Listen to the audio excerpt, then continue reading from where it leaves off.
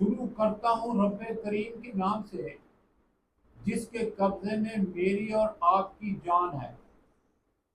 Live programme عوام کی بات لیا ٹی وی ایچ ڈی سے پیش کی ضرورت ہے۔ میں ہوں آپ کا میزبان رانا سلطان محمود اختر۔ آج کے اس پروگرام کو تمام سننے والے اور تمام دیکھنے والے دوستوں کو، بھائیوں کو رانا سلطان محمود اختر کا سلام۔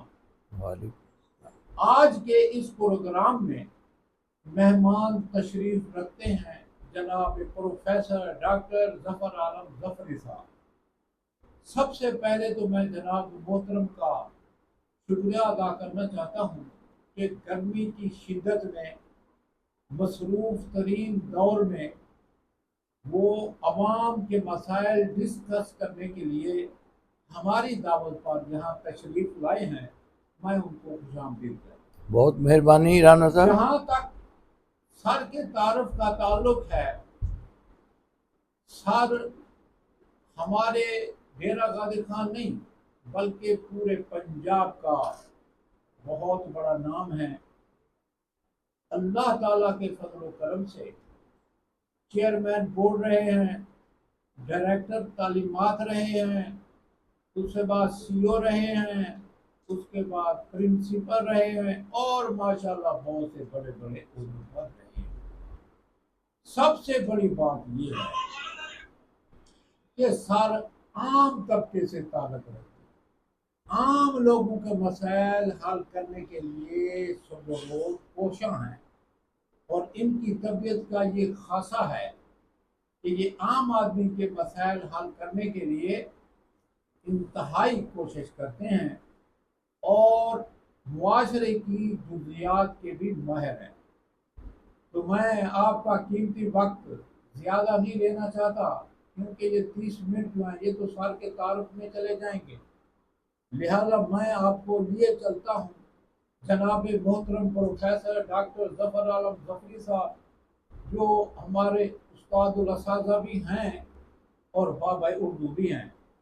بہت مہربانی۔ میں ان سے یہ گزارش کرنا چاہتا ہوں کہ جدید دور کے اندر اب آپ کے یوں سمجھیں کہ پاکستان میں، ریاست پاکستان میں اور صوبہ پنجاب میں عام آدمی کے شب و روز بڑے مشکل گزر ہے۔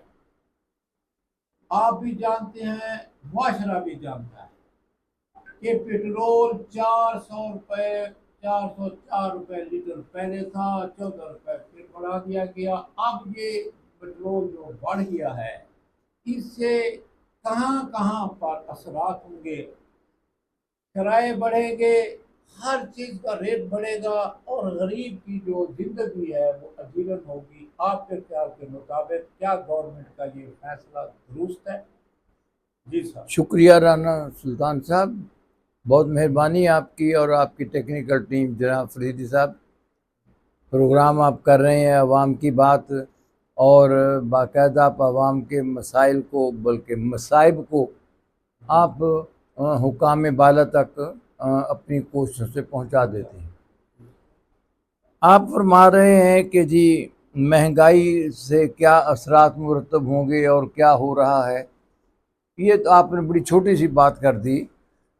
مہنگائی کا تو یہ عالم ہے، میں آج کی آپ کو تازہ ترین بات بتا رہا ہوں۔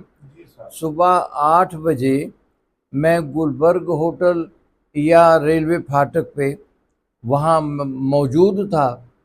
میں نے وہاں جا کے کچھ دیر کے لیے میں رکا، میرے ارد گرد کوئی 200 لوگ جمع ہو گئے جو مزدور تھے، اور وہ دہاڑی دار جو کہنے آئے تھے کہ جی ہمیں لے چلو دہاڑی پر، ہم سے کام کروا لو، ہم مزدور ہیں۔ وہ صرف 200 نہیں تھے، لائن لگا کے ریلوے لائن کے ساتھ وہ تو کوئی 500 لوگ بیٹھے ہوئے تھے۔ میں نے ان میں سے کچھ لوگوں سے بات کی اور میں نے پوچھا کہ جی آپ اب یہاں آئے ہیں، آپ کو دہاڑی ملے گی نہیں ملے گی، کیا ہوگا؟ بہت ہی انہوں نے تھکے ماندے خیالات میں ماتھے کا پسینہ صاف کرتے ہوئے کہا کہ جی ہم گھر سے تو آتے ہیں کہ بچے کی فیس دینی ہے یا بچے کی جوتی لینی ہے، بیگم بیمار ہے اس کی دوائی لینی ہے، تو ہم کہہ کے آتے ہیں کہ ہم جا رہے ہیں دہاڑی کریں گے اور دہاڑی کے بعد پھر پیسے ملیں گے، شام کو آٹا نمک تیل ہم لے آئیں گے۔ لیکن انہوں نے مجھے بتایا کہ جی یہاں بیٹھے بیٹھے آدھا دن گزر جاتا ہے اور ہمیں کوئی دہاڑی پہ بھی لے کے نہیں جاتا۔ ورنہ ایک دور تھا، مجھے بڑی اچھی طرح یاد ہے کہ کوئی گھر کا بچہ نالائق ہو جاتا تھا، کام نہیں کرتا تھا، پڑھتا نہیں تھا، تو باپ اس کا غصے میں آ کے کہتا تھا جا کے دہاڑی کر کے آ، گویا کہ اس وقت دہاڑی مل جاتی تھی۔ اب تو یہ بھی دہاڑی کرنے والے جو آتے ہیں ان کو دہاڑی بھی نہیں ملتی، وہ بیچارے پریشان تھکے ٹوٹے آتے ہیں، تھکے ٹوٹے واپس گھروں کو چلے جاتے ہیں۔ کیوں ہے ایسا؟ رانا صاحب گزارش یہ ہے کہ مہنگائی نے کمر توڑ دی ہے سب کی، یعنی یہاں سفید پوشی کا بھرم رکھنا بھی مشکل ہو گیا، پیٹرول بڑھتا ہے اور وہ مسلسل بڑھتا چلا جاتا ہے۔ اب کہاں وہ 250 روپے تھا اور 250 سے وہ کہاں چلا آج وہ 450 روپے کراس کر گیا، اور ابھی نہیں پتا کہ کیا ہوگا آگے کیا نہیں ہوگا۔ ایک پیٹرول بڑھنے سے پوری لائف جو ہے ٹربل کا شکار ہو جاتی ہے، ہر شعبہ زندگی وہ پریشانی کا شکار ہو جاتا ہے۔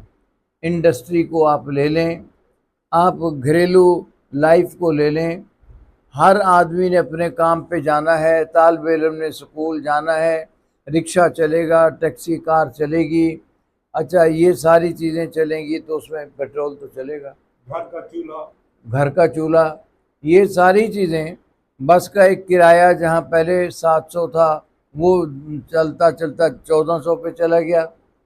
مہنگائی، مریضوں کی ادویات، یہ صرف یہی نہیں ہے کہ وہ پیٹرول، باقی اشیاء بھی جتنی بھی ہیں اشیاء خرد و نوش، ان کے بھی ریٹ اسی طرح بڑھ جاتے ہیں۔ اور ابھی میں بڑی مضحکہ خیز بات ہے کہ حکومت کہتی ہے کہ ہم تو عوام کو ریلیف دینا چاہ رہے ہیں، پتہ نہیں ریلیف کے معنی گلے پر انگوٹھا رکھنا ہے، سانس نکالنا ہے، یا کیا کرنا ہے، اور کیا کرنا چاہتے ہیں وہ؟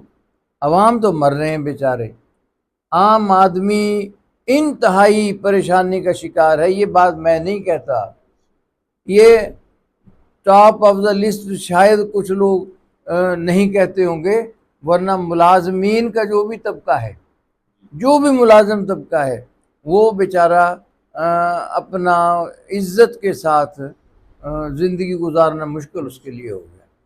تو حکومت کو، گورنمنٹ کو بات سمجھ نہیں آ رہی کہ کیا کریں، اس کے لیے ان کو وسائل بڑھانے چاہیے، اور نمبر 2 ایوانوں میں بیٹھے ہوئے لوگوں کے اخراجات کو کم کرنا چاہیے۔ وہ کہتے رہتے ہیں کم کر رہے ہیں کم کر رہے ہیں، کم نہیں ہوتے، ان کو کم کرنا چاہیے۔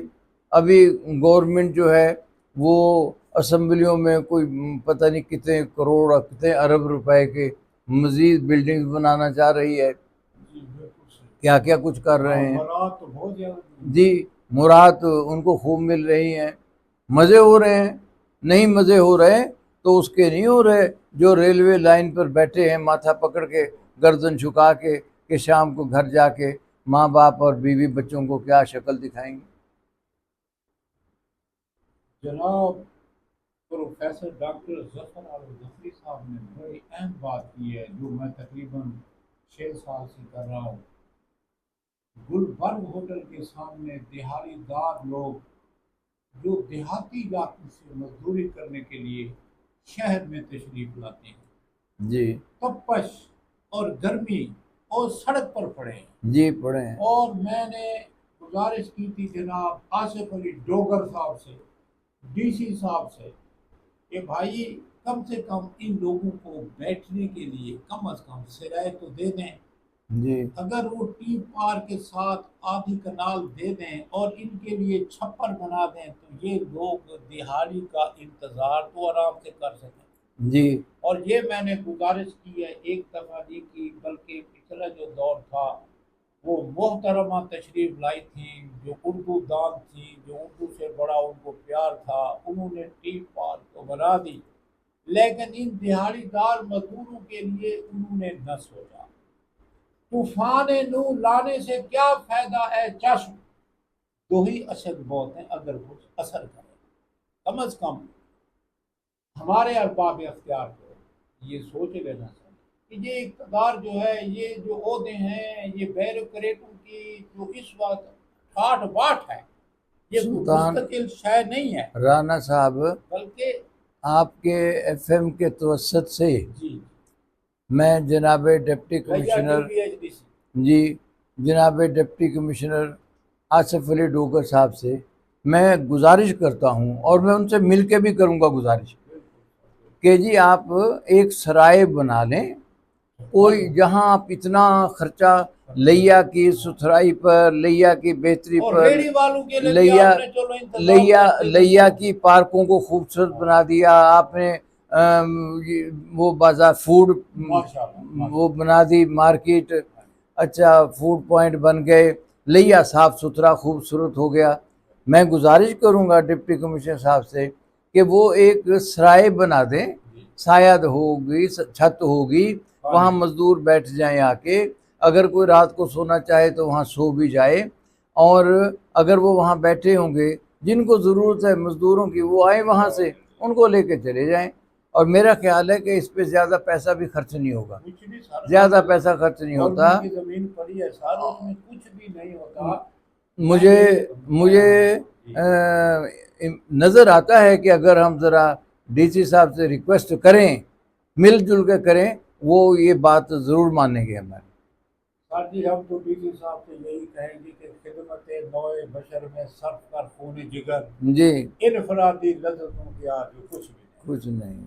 اب یہ دہاڑی دار مزدور بیچارے جو تپش میں، دھوپ میں، گرمی میں، شدت میں، جن کو دہاڑی بھی نہیں ملتی، وہاں وہ بیٹھ بیٹھ کے چلے جاتے ہیں، کم از کم ان کے لیے ایسا انتظام کر دینا، یہ آخرت کے لیے، دنیا میں تو خیر تعریف میں ویسے بھی DG صاحب کی ہر کوئی کرتا ہے، لے لگی ہوئی ہے ان کے قصیدے پڑھنے کے لیے، لیکن آخرت کا جو ہے نا اس کے لیے یہ ضروری ہے کہ DG صاحب مہربانی کریں، اور وہ جو ہے جو ٹی پار بنایا ہوا ہے سر، وہ اس کے اندر جو ہے ٹی پار جو ہے اس کے ساتھ ہی تھوڑی سی جگہ دے دیں، اور اس جگہ کو چلو آپ لیبر ہال نہیں بنا کے دے سکتے، صرف آپ سرائے بنا دیں سرائے تاکہ وہ سرائے سے جو ہے نا وہ وہاں پر مزدور جو ہے وہ پانی بھی پیے گا، وہ بیٹھے گا، اور اسے اگر کوئی لینے آئے گا تو وہ چلا جائے گا۔ نہیں، وہ جگہ تو ریلوے کے ساتھ ساتھ پڑی ہوئی ہے، بہت ہی جگہ تو ماشاءاللہ اور بہت جگہ پڑی ہے سر۔ گلبرگ ہوٹل کے بالکل اپوزٹ جگہ پڑی ہوئی ہے۔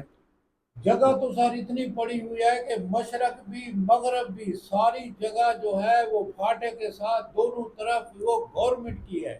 اگر یہ پھاٹے کو ڈبل کر دیا جائے تو جی یہ اتنی جو مصیبت ہوتی ہے، وہاں ٹریفک روکتی ہے، ادھر سے ادھر سے لوگ پریشان ہوتے ہیں، یہ ڈبل پھاٹک بنانے میں وہاں کیا حرج ہے، ایک پھاٹک ہی لگے گا، جگہ جی دونوں طرف گورنمنٹ کی ہے۔ جی جی تو اگر وہ ایسا کر دیں تو یہ بھی تو بہت ہی اچھی بات ہے۔ انشاءاللہ تو یہ بھی انشاءاللہ ہماری ہم گزارش ہے جناب ڈوگر صاحب سے کہ یہاں لیا کی قوم جو ہے وہ مطلب ان کو یاد کرے گی، اگر وہ مہربانی کر دیں، یہ دو کام کر دیں، پھاٹے کو بھی ڈبل کر دیں تاکہ لوگ جو ہے وہاں دھوپ میں پریشانی میں کھڑے ہوتے ہیں اور کئی کئی گھنٹے کھڑے رہتے ہیں، تو یہ کام بھی ہو جائے، اور وہ دہاڑی دار مزدور جو دیہات سے آتا ہے بیچارہ اور وہ دھوپ میں پڑا ہے اس کو سایہ بھی مل جائے۔ مل جائے۔ تو یہ تو خیر آپ نے بات کی ہے ماشاءاللہ سر، امید ہے لیا TVHD کی یہ بات جو ہے نا اس پر کچھ نہ کچھ ارباب اختیار ضرور عمل کریں گے۔ اور باقی رہا مسئلہ یہ سر جی کہ آج کل جو آپ نے بھی اور پورے پاکستان نے جو بات کی ہے، مثال کے طور پر مارکہ حق اور بنیان المرصوص، اس کے اوپر آپ نے کتاب لکھی ہے، کہہ جائے کہ ابھی آپ نے ہمیں نہیں دی، ہم بھی امید کرتے ہیں کہ آپ وہ ہمیں اپنا لکھا ہوا وہ بنا اتنا بڑا سنہری جو آپ نے لکھا ہے، جو ہمارے معاشرے کے جو وہ یوں سمجھیں کہ معاشرے کے ماتھے کا جھومر ہے، آپ نے جو بات لکھی ہے درست لکھی ہے کہ یہ جو پروگرام تھا ہمارا بنیان المرصوص، اس کا دنیا میں چرچا ہے۔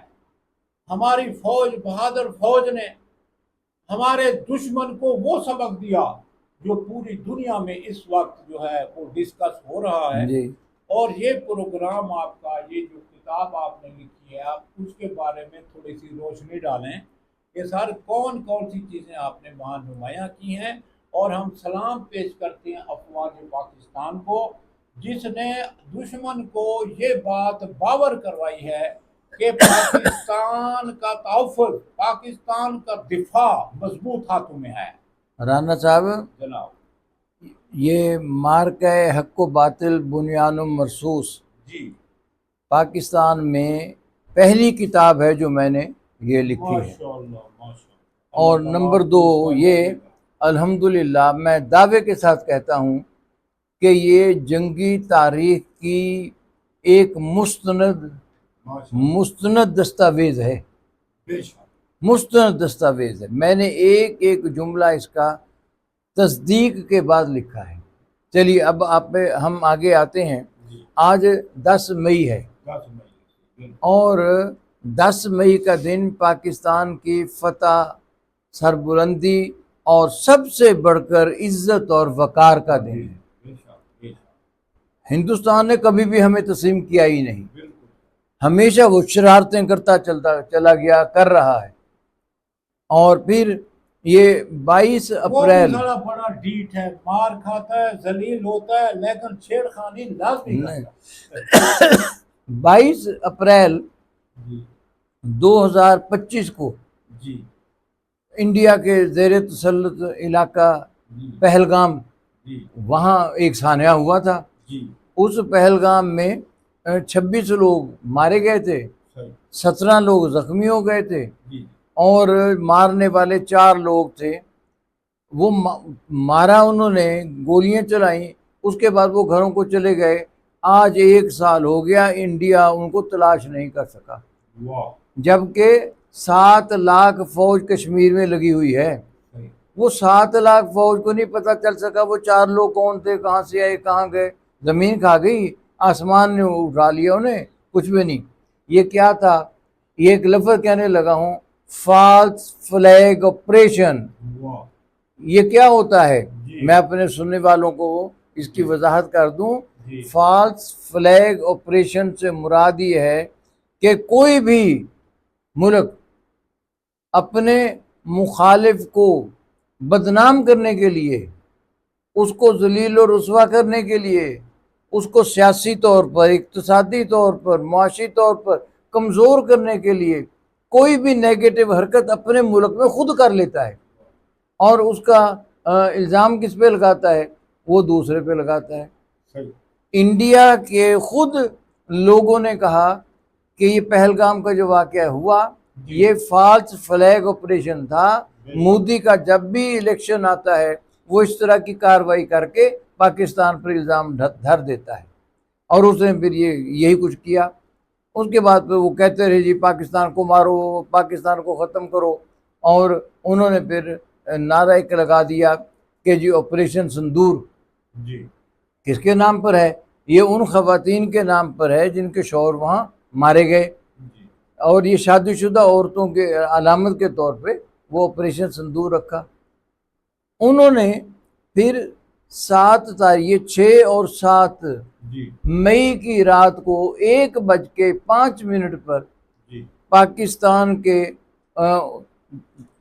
متعدد جگہوں پر جی انہوں نے حملہ کر دیا، جی، اور اس میں انہوں نے نعرہ یہ لگا دیا کہ ہم نے دہشت گردوں کے کیمپ ختم کیے ہیں۔ جی، بالکل، بھائی مار ہمارے ملک میں رہے ہیں، ہمارے شہری آبادی پہ مار رہے ہیں، اور نعرہ لگا رہے ہیں کہ ہم جی دہشت گردوں کے کیمپ ختم کر رہے ہیں۔ انہوں نے 6 اور 7 کی رات کو یہ کام کیا، اور ہمارے مختلف جگہوں پر 16 افراد جو تھے وہ شہید بھی ہوئے. چلیے وہ کر لیا. کرنے کے بعد پھر پاکستان نے وہی 6 اور 7 کو ان کے 82 جہاز ہوا میں بلند ہوئے تھے، جن میں قیمتی ترین جہاز جو انہوں نے فرانس سے لیے تھے رافیل تھے.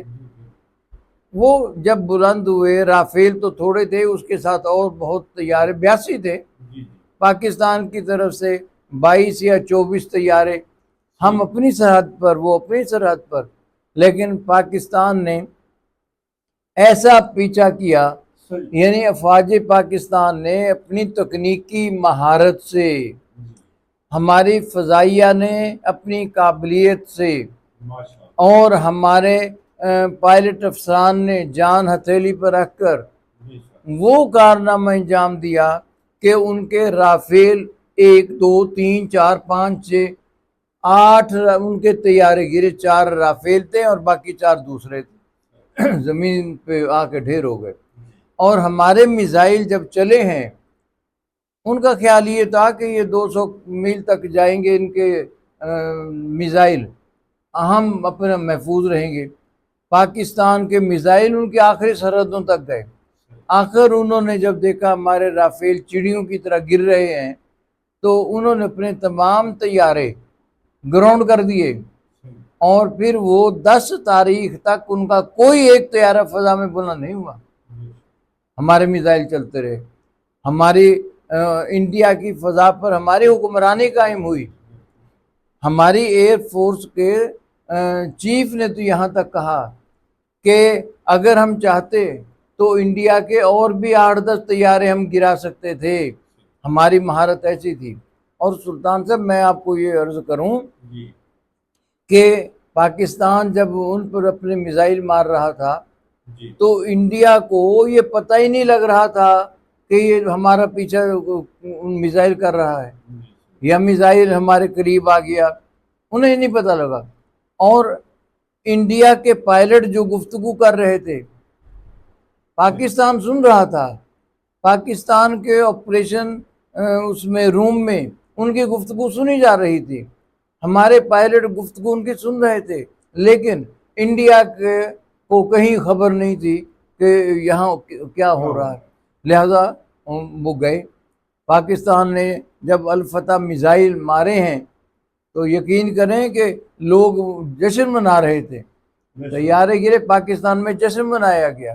اور پھر 10 تاریخ کو پاکستان نے انڈیا پر جوابی حملہ کیا. یہ فجر کا وقت تھا، نماز فجر کے بعد جب چیف آف آرمی سٹاف نے اللہ اکبر کا نعرہ لگایا اور انڈیا پر جب پھر میزائلوں کی بارش ہوئی تو اس نے پھر کیا کیا، فوراً ایک تو ہمیں کہا کہ جی بند کر دیں جنگ، ہم بھی بند کرتے ہیں. دوسرا ٹرمپ کو کہا کہ جی جنگ آپ بند کروا دیں، ہم اب نہیں لڑ سکتے. اور آخر ان کے کہنے پر وہ جنگ بند ہو گئی. مودی ذلیل ہوا اپنے ہی لوگوں میں، اس کو سرنڈر مودی کا نام دیا گیا. اور 7 تاریخ کو جب یہ پاکستان پر حملہ کیا انہوں نے 1:05 پہ، انڈیا کی میڈیا نے اتنا جھوٹ بولا، کچرے کا ڈھیر ثابت ہوا، گندگی کا ڈھیر ثابت ہوا، حالانکہ صحافی کا یہ کام ہی نہیں ہے. اور انہوں نے کیا کہا، یہ کہا کہ انڈیا کی فوجیں لاہور میں داخل ہو گئیں، ہم نے اسلام آباد پہ قبضہ کر لیا، اور کراچی کی نیوی کو ہماری وکرانت نے تباہ و برباد کر دیا. یعنی گویا کہ وہ تو یہ کہہ رہے تھے کہ سارا پاکستان اب ہاتھ باندھ کے زمین پہ گر گیا اور انڈیا ان پہ قابض ہو گیا. ہوا کیا ہوا؟ تو ذلیل وہ ہوئے. ان کے میزائلوں کی فیکٹریاں ان کی تباہ ہوئی. جہاں جہاں سے انہوں نے پاکستان پر 7 تاریخ کو حملہ کیا، پاکستان نے وہیں اٹیک کیا اور ان کو ناکوں چنے چبوائے. اب ہم الحمدللہ اس کا نتیجہ پھر کیا نکلا؟ نتیجہ یہ نکلا کہ ہمارے پوری دنیا میں ایک تو عزت اور وقار ہمیں حاصل ہوا، نمبر 2 ہمارے دوستوں میں اضافہ ہوا. بنگلہ دیش جو ہم سے دور تھا ہمارے گلے لگ گیا. چائنا نے جتنی ہماری تکنیکی اعتبار سے مدد کی وہ قابل تعریف ہے، ترکی نے جتنی ہماری مدد کی قابل تعریف ہے۔ ہندوستان تو پریشان یہ ہوا کہ ہمارے ساتھ ہو کیا گیا، اس کے ساتھ وہ کچھ ہوا جو ہمیشہ وہ یاد رکھے گا۔ اور میں یہ بھی یقین سے کہتا ہوں کہ پاکستان کی اس تکنیکی مہارت کو جنگی نصاب کا حصہ دنیا بنائے گی، اور وہ بتائیں گے کہ جی پاکستان نے کس طرح یہ جنگ جیتی اور کتنی دیر کا کام تھا۔ یہ تو 4 دن کی بات ہے، یعنی 7 8 9 10 کو معافی مانگ لی انہوں نے۔ نور خان پر انہوں نے میزائل مارا تھا اس پر ایئرپورٹ پر، ہم نے اس کا ایسے بدلہ چکایا کہ ان کو لگ پتا گیا، سارے چپ ہو گئے، جنرل بخشی جیسے اور میجر گوروواریہ جیسے۔ ان کو لوگوں نے انڈیا میں پھر جو خطابات دیے کہ یہ ذلت کی علامت ہیں، یہ ہندوستان کے لیے شرمندگی کا باعث ہیں، وہ جھوٹ انہوں نے بولا، پھر وہ ثابت ہو گیا، اور ثابت ہو کے اب وہ اپنے زخم چاٹتے پھرتے ہیں۔ اور ہم ہر 10 مئی کو انشاءاللہ یوم تشکر منائیں گے اور کہیں گے کہ پاکستان زندہ باد، بار بار زندہ باد۔ اور اسی طرح ہم اپنی افواج ہماری کوئی 10 20 50 لوگوں کا نام نہیں ہے، 7 8 لاکھ لوگ ہیں، یہ ہماری افواج ہے۔ اور ان میں ہمارے جوانوں کو مائیں جب بھیجتی ہیں تو دروازے پر آ کر ان کا ماتھا چومتی ہیں اور پھر انہیں کہتی ہیں کہ بیٹا شہید ہو کے آنا، ہم تمہیں بازو میں اٹھائیں گے۔ اور جو اسی طرح شہید ہو کے آئے وہ کون ہیں؟ کرتے ہیں وضو جو اپنے لہو سے، یہ اپنے لہو سے وضو کرنے والے لوگ ہیں۔ خوشی کے ساتھ شہید ہونا ہماری معراج ہے، ہم تو چاہتے ہیں شہادت کا جذبہ ہم میں سب میں ہے۔ ایک اور سب سے بڑا فائدہ آپ کو بتاؤں پھر کیا ہوا، وہ یہ ہوا کہ پاکستان کے 22 کروڑ عوام ایک نقطے پر جمع ہوئے تھے، ایک نقطے پر، یعنی کوئی اختلاف پھر نہیں تھا۔ آج انڈیا میں اختلاف ہے جنگ کے بارے میں بہت، اور پاکستان میں جنگ پر تمام یعنی عوام کا اتحاد، یعنی عسکری اور عسکری جو ہماری سول جو ہے نا قیادت، ہاں الحمدللہ وہ بھی اکٹھی ہے، قوم بھی ساتھ۔ عسکری قیادت، عوام اور سیاسی قیادت، ان تمام نے مل کر ایک جان ہو کر یہ جنگ لڑی ہے، تب کامیاب ہوئے ہیں۔ جی میرے پروفیسر ڈاکٹر ظفر احمد ظفری صاحب بالکل صحیح کہہ رہے تھے کہ سر بیچنے والوں کی یہاں بھیڑ لگی ہے، ماشاء اللہ، وہ سر بکفن کل تھے، ہم سر بکفن آج۔ لقمہ تر کبھی بن نہیں سکتے، بیٹھیں ابستات میں برگان کہن آج۔ یہ بات حقیقت ہے کہ ہماری افواج، بہادر افواج پاکستان نے یہ سبق دیا ہے کہ کوئی بھی عدو، کوئی بھی دشمن اگر پاکستان کی سرزمین میں آئے گا، مار کھائے گا، سر کٹائے گا، واپس کبھی نہیں جائے گا۔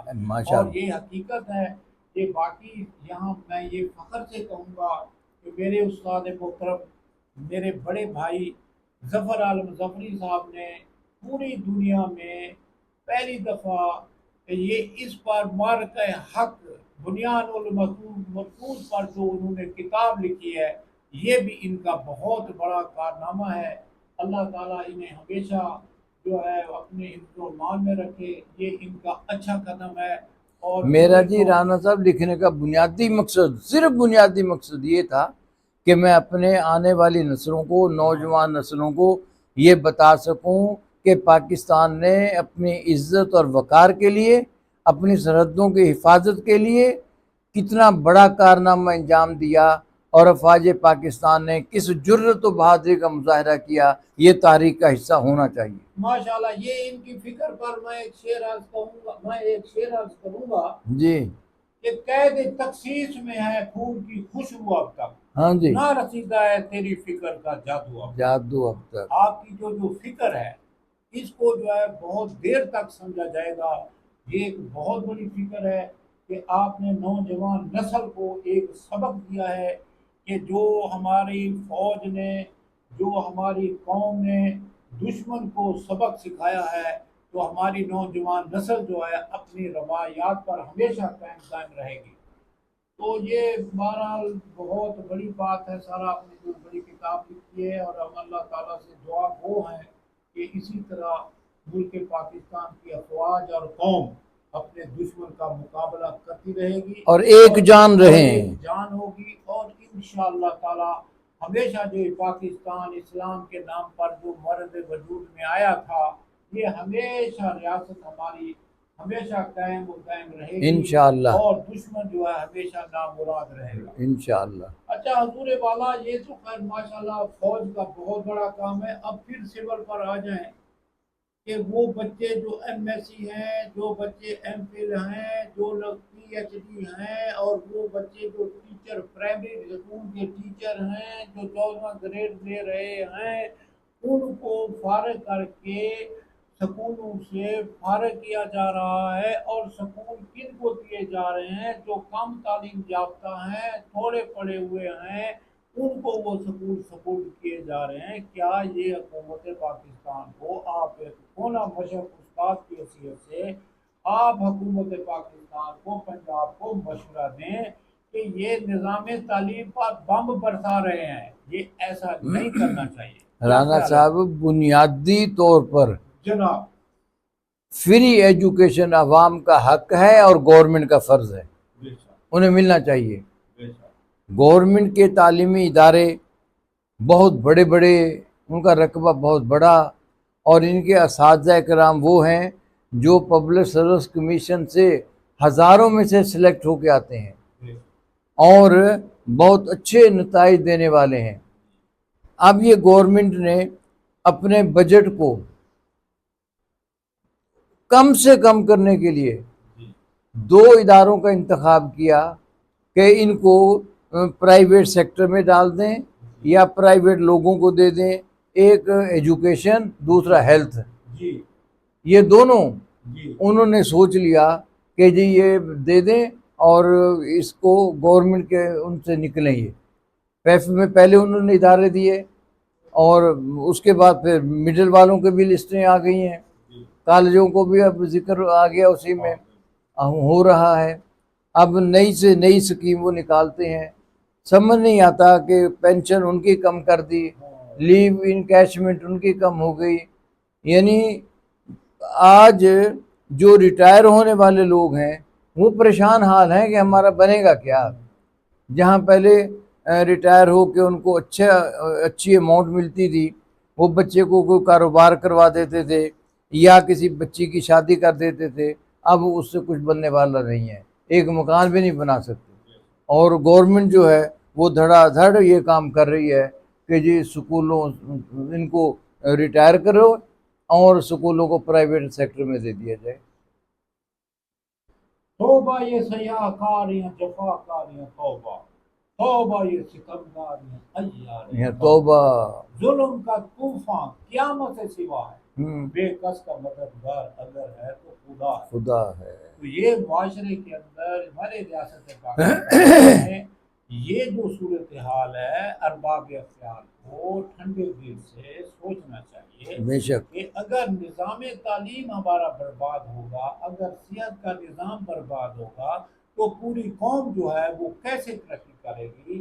تو لہذا ہم یہ گزارش کرتے ہیں اپنے اس لیا ٹی وی سے، پلیٹ فارم سے ہم یہ گزارش کرنے والے ہیں کہ تم نواز شریف ایمیننٹ سکول بنا رہے ہو، تم وہاں پڑھے لکھے لوگوں سے سکول چھین کر تم ان پڑھ لوگوں کو، کم پڑھے لوگوں کو، دولت کے لوگوں کو، دولت والے لوگوں کو سکول دے رہے ہو۔ یہ تعلیم جو ہے اس کا بہت بڑا، یہ تو بہت بڑا نقصان ہو رہا ہے۔ لہذا گورنمنٹ پاکستان اور پنجاب سے ہم گزارش کرتے ہیں کہ وہ کم سے کم ان سکولوں کو جو ہے وہ پرائیویٹ نہ کریں، بلکہ ان کی اصلاح کریں، ان کو بہتر کریں۔ بے شک۔ جہاں تک اب یہ بات ہو رہی تھی سر کہ جناب آپ کو کس بات، بہت سے مسائل ہیں ساتھ، آپ کے بھی نوٹس میں ہیں۔ اب یہاں نیا کے اندر یہ ہمارا جو مغربی علاقہ ہے نئے کا، جی یہ سارا سر سیلاب زدہ ہے، جی ہاں اور یہاں بہت سی بیماریاں پھیل رہی ہیں اور بہت غریب لوگ ہیں اور بیماریوں میں مبتلا ہیں۔ اگر وہ نیا شہر میں آتی ہیں، یہاں 2 ہسپتال ہیں، ایک تھل ہے جناب، ایک وہ ہمارا نیا جو ہے وہ DHQ ہے۔ اب ان دونوں کی صورتحال بھی یہ ہے کہ یہاں لوگ زیادہ ہیں اور ڈاکٹر کم ہیں، مریضوں کا پریشر زیادہ ہے۔ اب انہوں نے ایک تیسرا جہاں بنایا تھا جی جنرل ہاسپٹل۔ اب وہ جنرل ہاسپٹل جو ہے اس کے اندر اب یہ صورتحال ہے، ہم سن رہے ہیں کہ جناب یہ نیا جو ہے DHQ کا جو عملہ ہے اس کو وہاں شفٹ کر دیا جائے، اور مدر اینڈ چائلڈ جو ہمارا پروگرام تھا جس کے لیے یہ بنا تھا ڈسٹرکٹ ہیڈ کوارٹر جو ہے اس کو غیر فعال کرنے کا سوچا جا رہا ہے۔ تو آپ سے گزارش ہے کہ آپ ان کو سمجھائیں کہ یہ معاملات تینوں جو ہمارے جو ہسپتال ہیں ان تینوں کا فعال ہونا چلنا انتہائی ضروری ہے، کیونکہ پورے علاقے کے اندر یہ 3 ہسپتال۔ میں تو رانا صاحب یہ کہا کرتا ہوں کہ جناب یہ ہاسپٹل کا جی 2 بجے بند ہو جانا کیا معنی رکھتا ہے؟ ہاں، بھئی مریض تو کسی وقت بھی ہو سکتا ہے، مرض کبھی بھی ہو سکتا ہے، لہذا پھر 2 بجے کے بعد جو ایمرجنسی کھلی ہے وہاں جا کے لیٹ جائے، کوئی مریض آ جائے تو وہ کہتے ہیں جی اسپیشلسٹ ابھی نہیں ہے، اس کو بلائیں گے تو وہ آئے گا، وہ جب تک آئے گا مریض اللہ کو پیارا بھی ہو جائے گا۔ تو گورنمنٹ سے ایک تو ہم یہ ریکویسٹ کرتے رہتے ہیں کہ ہاسپٹل کو 24 آور آپریشنل ہونا چاہیے۔ اس کا فائدہ یہ ہوگا کہ ہمارے جو ڈاکٹر پڑھے لکھے ہزاروں کی تعداد میں پاکستان چھوڑ کے کہیں جا رہے ہیں، اپنے ملک میں اپنے ہی لوگوں کی خدمت کریں گے، یہ ہونا چاہیے یہاں۔ اور اسی طرح یہ 3 ہاسپٹل جو ہیں تینوں کی انفرادیت کو قائم رکھتے ہوئے تینوں کو آپریشنل ہونا چاہیے، تینوں کو تینوں کو آپریشن ہونا چاہیے، اور وقت کا تقاضا ہے، ہماری عوام کی ضرورت ہے۔ سر جی ہمارا جو پروگرام ہے اس کا وقت اختتام کی طرف جا رہا ہے، لہذا میں آپ سے آخری سوال کرنا چاہتا ہوں کہ آپ حبیب سٹی جماعت اسلامی بھی ہیں جو پورے ملک کے اندر اعلیٰ اصولوں کی خاطر کوشاں ہیں۔ جی آپ نے بڑی ملک میں کوشش کی کہ بجلی کے ریٹ کم ہو جائیں اور یہ یونٹ کم ہو جائیں، تو آپ کے احتجاج سے آپ نے کیا سمجھا کہ کیا کچھ گورنمنٹ جو ہے وہ کچھ ریلیف دینے کے لیے تیار ہے، یا کہ مزید جو ہے قوم پر بوجھ ڈالا جائے؟ نہیں، ابھی تو جی جماعت اسلامی اپنے طور پر تو بہت کوشش کر رہی ہے، ہر سطح پر وہ گورنمنٹ کو کہتی ہے کہ جی آپ عوام کا خون نہ چوسیں، عوام کی گردن نہ دبائیں، عوام کو پریشان نہ کریں، لیکن اس کا اثر ابھی تک ہو نہیں رہا۔ اس کی وجہ یہ ہے کہ جو بڑی بڑی اور پارٹیاں ہیں وہ سب کی سب حکومت کے حصے دار ہیں، اکیلی جماعت اسلامی میدان میں ہوتی ہے اور وہ اپنے طور پر اپنا کام کرتی رہتی ہے، لیکن اللہ کرے گا کہ ان کی محنت رنگ لائے گی، ان کی کوششیں برابر ثابت ہوں گی، اور اس کے لیے ضروری ہے کہ آج بھی ہمارے ممبر سازی کی مہم ہے سارے پاکستان میں چل رہی ہے، کہ اگر عوام یہ سمجھنے لگ جائیں کہ عوام کے دکھ درد کا مداوع جماعت اسلامی کر سکتی ہے اور وہ ان کی ممبرشپ اختیار کریں، ان میں شامل ہوں، تو انشاءاللہ پھر اچھے حالات پیدا ہو سکتے ہیں۔